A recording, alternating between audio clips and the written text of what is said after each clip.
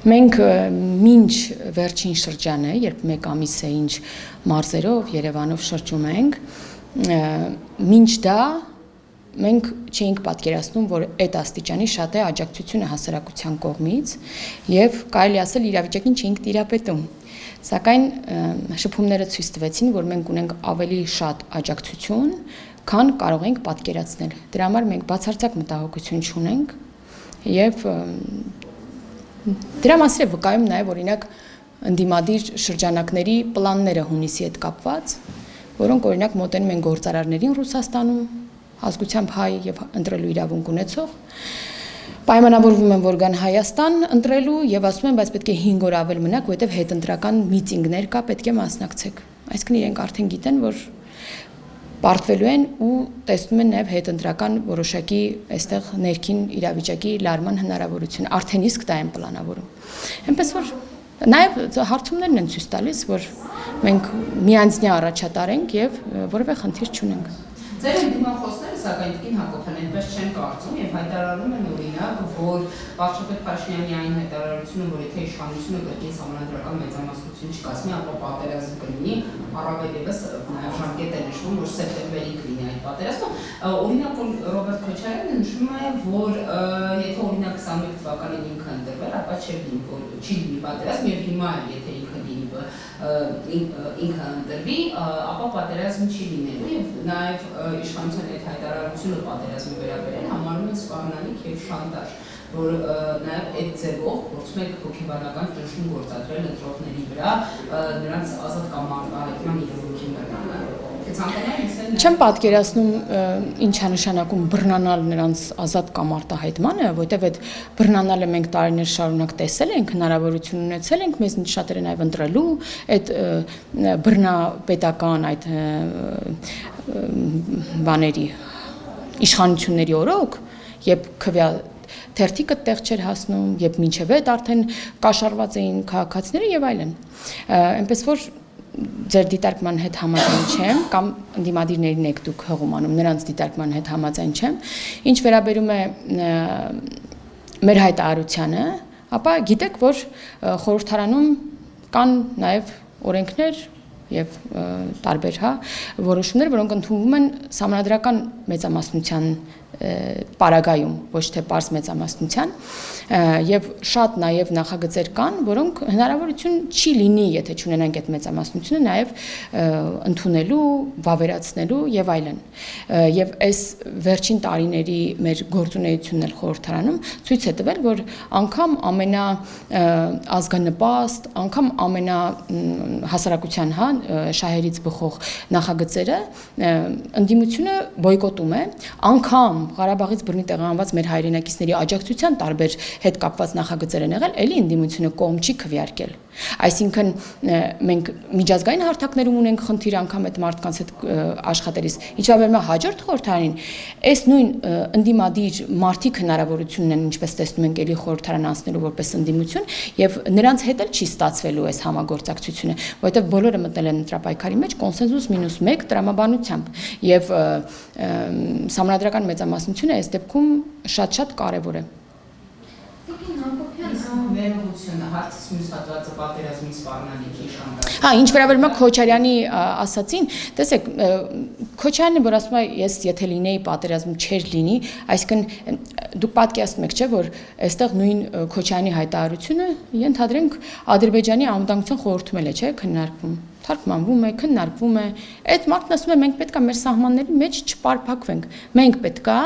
հավակնություն ունենանք, այսինքն մեր հարևանների տարածքների նկատմամբ հզորանանք, հետ բերենք, իսկ դա ինչի հաշվին է լինելու, ո՞նց է լինելու, եթե ոչ պատերազմով, կամ Ադրբեջանը այս դեպքում իրեն ո՞նց է պաշտպանելու, եթե ուղիղ սպառնալիք է հնչում, տարածքային պահանջներ է հնչում Ադրբեջանի նկատմամբ։ Պարզ է, չէ՞, որ այդ ամեն ինչը շարունակվելու է։ Եվ այսօրվա խաղաղությունը, վերջին շրջանի խաղաղությունը արդյունքն է նրա, որ փակված է կոնֆլիկտի էջը եւ մենք գնում ենք ամրապնդման խաղաղության։ Մենք էլ մեր քաղաքացիներին ասում ենք, մեր ցույց տված խաղաղության մոդելը սա է, մենք պետք է մեր 29743 քառակուսի կիլոմետրից ավել տարածքի հավակնություն չունենանք, հետագայում էլ, այսինքն, որ մեկ-մեկ ասում են հզորանանք հետ բերենք, չէ, ինչքան էլ հզորանանք, մենք հզորացնելու ենք մեր երկիրը այդ քառակուսի կիլոմետրերով եւ զարգացնելու ենք մեր երկիրը եւ քաղաքացիներին առաջարկում ենք ապրել խաղաղ, ապահով Հայաստանի Հանրապետության այդքան տարածքում։ Այս է մեր մոդելը։ Մյուս ուժերը տարբեր մոդելներ են ասում, հա, օրինակ բերում են Վաշինգտոնյան համաձայնությունների, խաղաղության համաձայնագրի, TRIP-ին, ինչ որ երաշխավոր երկրներ, ասում են որ պետք է վերաբանակցեն, ասում են ինչ որ բան պետքա փոխեն, ինչ որ բան պետքա մտցնեն այդ համաձայնությունների մեջ։ Մեր վերջին շփումները հատկապես ցույց են տալիս, որ քաղաքացիները չեն ուզում որևէ փոփոխություն, չեն ուզում որևէ խմբագրում եղած համաձայնություններին, ուզում են ամրապնդվի եւ ինստիտուցիոնալ ու հավերժ լինի խաղաղությունը, ավելի ամրապնդվի։ Սա են ուզում քաղաքացիները, չեն ուզում որ նորից բերեն դնեն բանակցությունների ինչ որ սեղանի նոր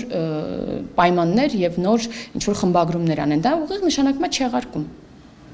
Սա պատերազմ չէ, բա ինչ է։ Պատերազմի կոչ է։ Տիկին Հակոբյան միջանկային հանրապետական ինստիտուտի հարցումներից հետո,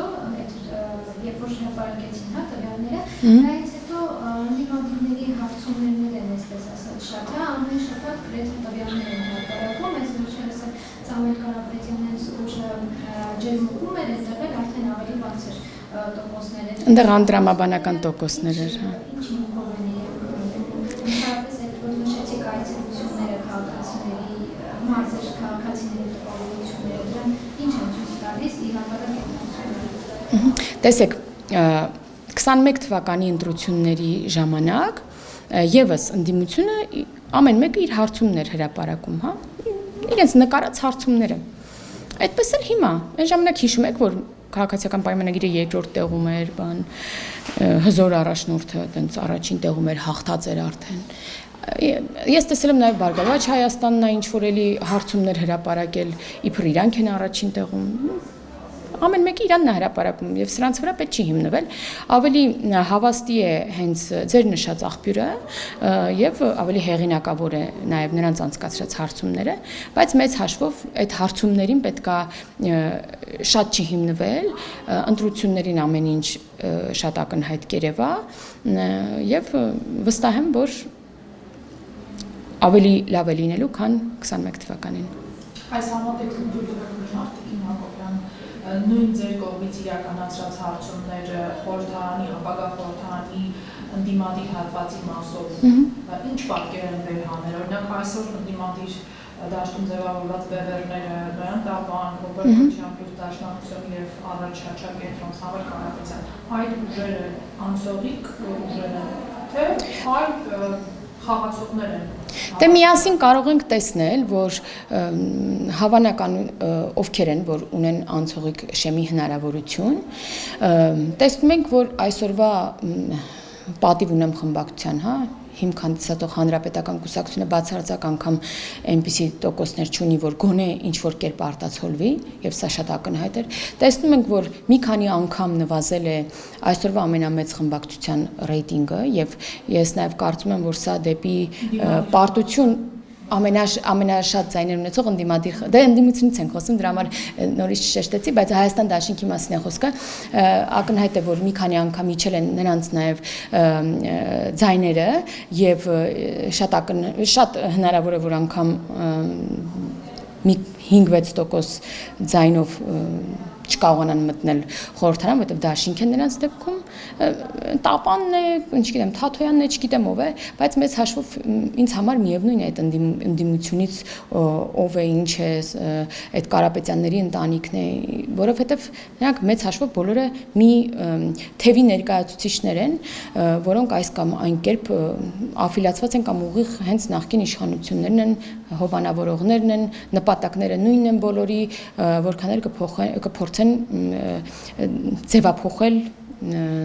նախկին ասածները։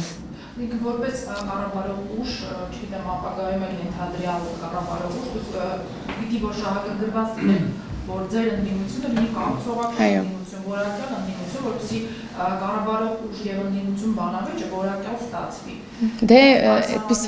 այդպիսի բախտ չունենք, ոնց հասկանում ենք, բովանդակային ընդդիմության, որը բովանդակային քննադատության կենթարկեր իշխանությանը, իսկ հատկապես ժողովրդավարական երկրներում շատ կարևոր է ընդդիմության դերը, որը իշխանության մաս է, երբ որ խորհրդարան է անցնում, ունի ազդեցություն որոշումների ընդունման վրա եւ երբեմն երբ որ լրագրողները դուք հրապարակում եք տարբեր հոդվածներ, որ քաղաքացիական պայմանագրում ոնց որ ներքին խնդիրներ ունեն այսինչի հետ,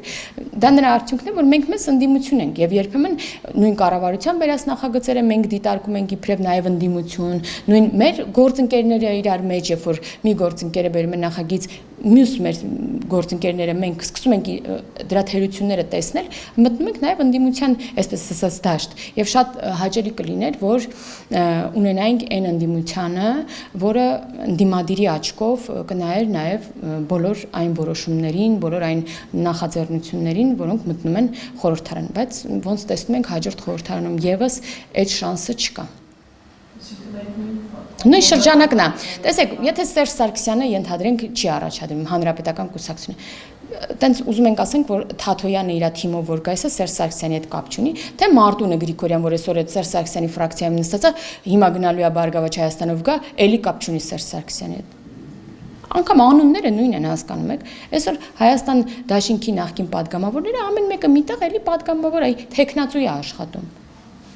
Որտեվ գաղափարը նույնն է։